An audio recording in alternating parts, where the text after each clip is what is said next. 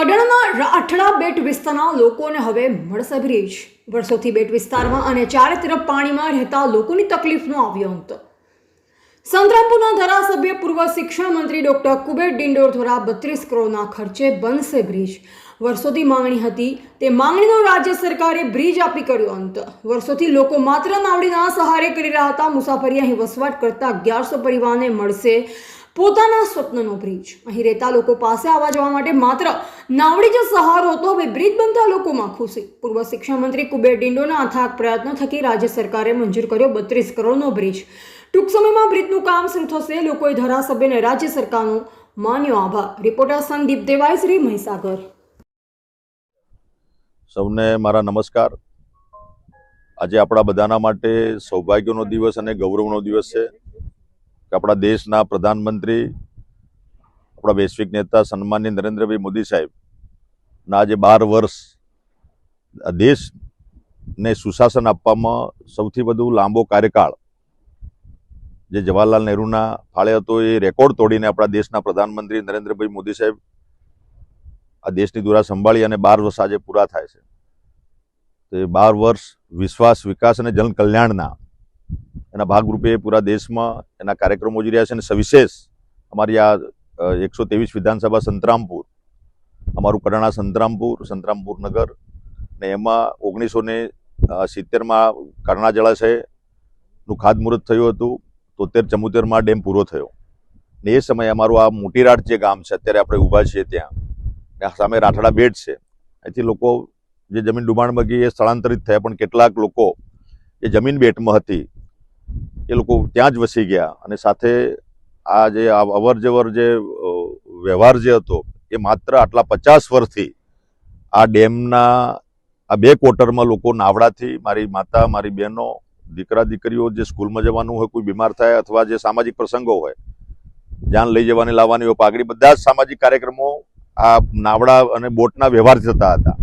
બરાબર, ધારાસભ્ય બન્યા પછી સન્માનીય આપણી ભારતીય જનતા પાર્ટીનું જે સૂત્ર છે, સૌનો સાથ, સૌનો વિકાસ અને સૌનો પ્રયાસ અને સૌનો વિશ્વાસ, બધા સાથે મળીને જન સુખાકારીના કામો છેવાડાના માનવી સુધી પહોંચે, એના ભાગરૂપે આજે વર્ષોથી આજે રાઠડા બેટમાં અમારા લગભગ 1100 જેટલા પરિવારો છે। અહીંયા 1 થી 8 ધોરણની સ્કૂલ છે, આંગણવાડી છે, લાઇટ પણ અમે પ્રોવાઈડ કર્યું હતું। પણ આજે અવર જવર માટેનું જે બ્રિજ નહોતો એ રાજ્ય સરકારમાં એની રજૂઆત કરીને આપણે મંજૂર કરાવ્યો, એજન્સી ફિક્સ થઈ અને કામ એનું ચાલુ થયું। આજે એના પ્રગતિપથ અંતર્ગત અમે આ કામ જે ચાલી રહ્યું છે, જે અત્યારે 2 જેને તૈયાર કર્યા છે અમારા એજન્સીવાળા, એને આ સ્થળ મુલાકાત માટે અમારી પૂરી સંગઠનની ટીમ, અમારા અહીંના સામાજિક આગેવાનો, અમારા કાર્યકર્તાઓ, અમારી માતા બહેનો, અધિકારી મિત્રો બધા આજે આ સ્થળની મુલાકાતે માટે આવ્યા છે।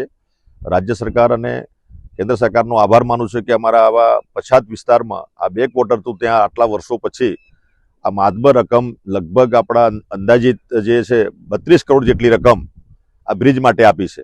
અને તેમ છતાં નાની મોટી જે ખૂટતી કડી હશે તો અમારા ભૂપેન્દ્રભાઈ પટેલ સાહેબની ઈચ્છા એવી છે કે ભાઈ જે કંઈ કામ કરવાનું એ ક્વોલિટીવાળું કરો અને ગાંઠ ઘટત તમે લઈ જાઓ। તો એના માટે આજે અહીંયા માત્ર એજન્સીવાળાને પણ પ્રોબ્લેમ છે, પાણીમાં કામગીરી કરવાની છે। આ પાણી 12 મહિના ચાલે છે, પણ અત્યારે આ 40 ફૂટ જેટલું આ પુરાણ કરીને આજે નીચેની બેજ બનાવીને પછી કામગીરી ચાલુ કરશે અને 2 જ મહિના કામ ચાલવાનું છે। પછી પાણી 419 લેવલે થશે એટલે પાણી ડેમ ભરાય એટલે કામ બંધ રહેશે, પણ 2 મહિના સમયગાળા દરમિયાન આ કામ ચાલુ રહેશે અને ટૂંક સમયમાં 2027-28 સુધીમાં આ પુલ પૂરો થાય, એના માટેના તંત્રના અને એજન્સીવાળાના અમારા બધાના સામૂહિક પ્રયાસો છે। પણ આનંદ એ બાબતનો છે કે આટલા 50 વર્ષોની આઝાદી વીતી ગયા પછી અમારા ભાઈઓ બહેનો જે નાવડામાંથી, બોટમાંથી, હોડીમાંથી જે અવર જવર કરતા હતા એમાંથી મુક્તિ મળશે, એની શરૂઆત મિત્રો થઈ ગઈ છે। અને સાચા અર્થમાં અમારા આદિવાસી સમાજ પણ આજે ભારતીય જનતા પાર્ટી સાથે જોડાયો છે, એની વિશ્વાસ છે કે જે કંઈ કામ કરશે ભારતીય જનતા પાર્ટીની સરકાર કરશે અને એ ભાગરૂપે આજે આ કામગીરી ચાલી રહી છે।